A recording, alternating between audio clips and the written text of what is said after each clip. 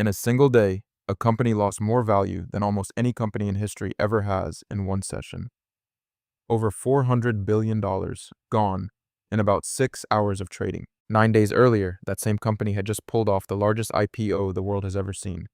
This is SpaceX, and what happened between June 12th and June 22nd, 2026 is one of the cleanest case studies in market history for how IPOs actually work, and why the stock everyone is celebrating on day one can become the stock everyone regrets 2 weeks later. June 12th, 2026. SpaceX goes public at $135 a share.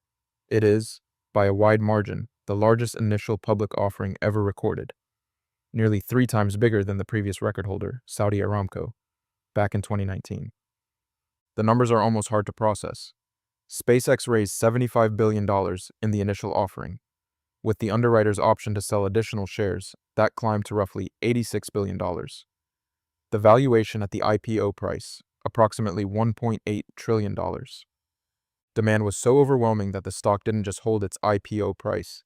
It surged 19% on day one, closing around $161. That pushed the market cap to $2.2 trillion by the end of trading. SpaceX became one of the most valuable public companies on Earth on its very first day. But there's one detail in the IPO structure that explains almost everything that happens next. Only 4.2% of SpaceX's total shares were actually available to trade publicly. The other 95.8% stayed locked up with existing investors and insiders. Keep that number in mind. It matters more than anything else in this story. With less than 5% of shares actually tradable, it doesn't take much buying pressure to move the price a lot. A small slice of float means a normal amount of demand creates an abnormal amount of price movement.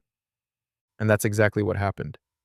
Over the next 4 trading days, the stock kept climbing, past $180, past $200, eventually peaking above $225 on June 16th. That's roughly a 67% gain from the IPO price in less than a week. At this point, the narrative was simple. SpaceX is unstoppable, demand is infinite. This is the trade of the decade. Then came the first crack. 4 days after the IPO, SpaceX exercised an option to acquire an AI coding startup for $60 billion, paid entirely in stock. This wasn't actually a surprise. SpaceX had disclosed this option back in April, 2 months before the IPO, either buy the startup outright for $60 billion in stock or pay $10 billion instead for a smaller partnership. But during an IPO rally, this hot, thin float, a 67% gain in 4 days, everyone calling it the trade of the decade. Almost nobody was rereading an April filing. So when SpaceX actually exercised the option, it landed less like old news and more like a fresh shock. Tens of billions in new shares hitting the market, diluting every existing shareholder, seemingly out of nowhere. It wasn't hidden. It was disclosed information the market simply hadn't gotten around to pricing in, until it was forced to. On June 22nd, 10 days after the IPO, SpaceX launched its first ever bond sale, eventually upsized to around $25 billion, and it drew nearly $89 billion in investor demand. Oversubscribed more than 3 times over.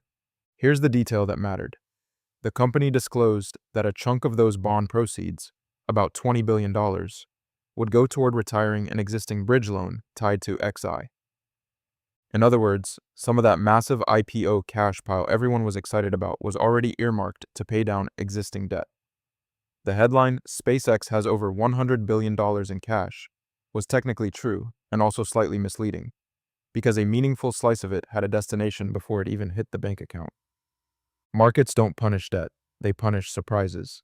And finding out a freshly public company's cash position has more strings attached than the headline suggested is exactly the kind of surprise that makes investors nervous. Selling accelerated fast from here. A 5% drop, then a 3.6% drop.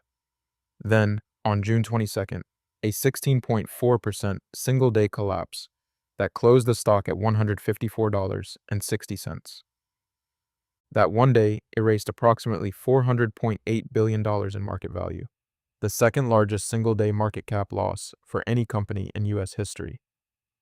Zoom out, and the stock had fallen 31% in just 4 trading sessions, from its $225 peak on June 16th to $154.60 on June 22nd.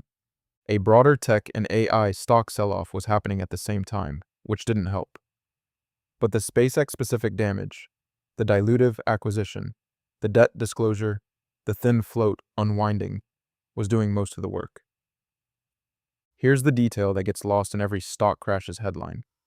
$154.60 is still about 14% above the original $135 IPO price. If you got shares at the actual IPO price, you are still profitable after the crash. The people who lost money are the ones who bought during the euphoria, anywhere from $180 to $225, chasing a rally driven by a float so thin that the price was never fully real to begin with. SpaceX is still a real company building real rockets, and still trading well above where it went public, even after the crash. Whether that makes it a buy, a warning, or just an extraordinarily volatile new stock to watch is your call. Just remember, a stock this newly public with this little float can swing 30 or 40% in either direction within days.